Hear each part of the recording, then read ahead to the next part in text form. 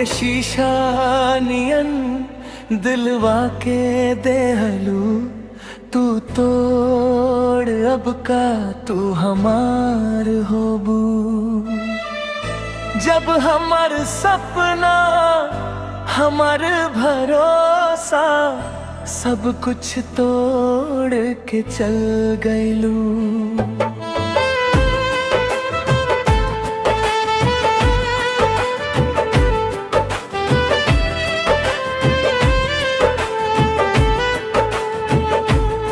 हमरे शीशा नियन दिलवा के देहलू तू तोड़ अब का तू हमार होबू। छोड़ गइलू मोड़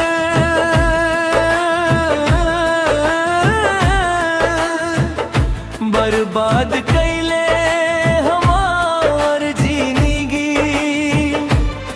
का बिगाड़ ले हम तो हरी दिनवा कटेला रो रो के रतिया जागे रोशनी बिना। तोहरा बिना सांस भी लगा जीरा बन गइल बा सजा।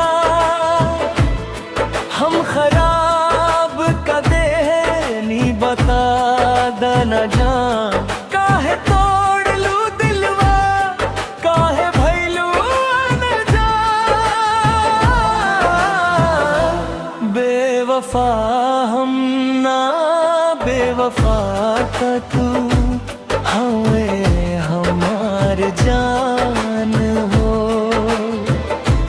जई हपियावा के घरे थाम के बर्बाद करके जान हो। तोरा बिना एगो दिनवा कटत ना रो रो के बीते हर समझ हो। बेवफा हम ना बेवफा का तू हमें हमार जान हो।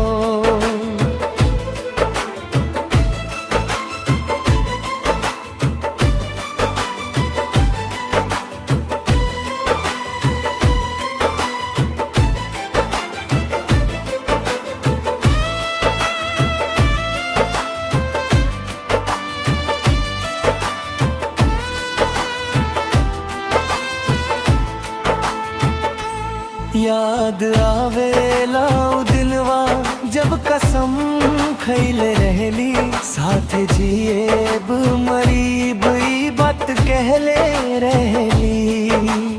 आज सब सपना धूर हो गई हमरा नसीब में बस दर्द रह गए। आँख से आंसू रुकत नहीं खे दिलवा वो तो हरे के खोजला।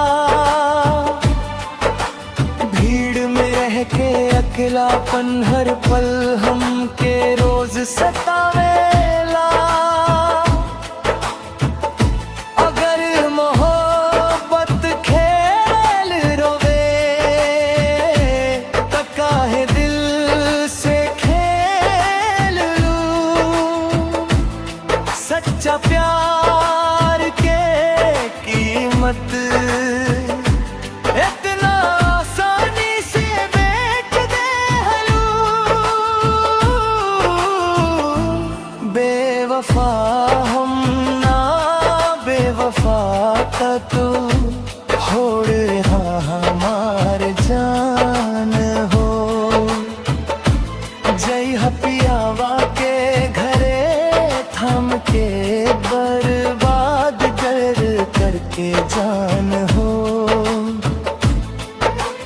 तोरा बिना एगो दिनवा कटत ना टूटल दिल रोवे हर समझ हो।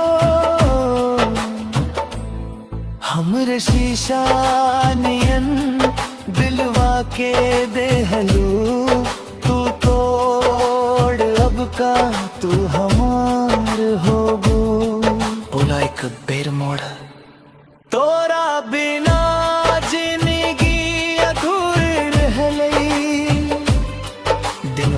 जो तोहरे नाम से धड़केला, बाकिर तू हमरे शीशा नियन दिलवा के देहलू तू तोड़।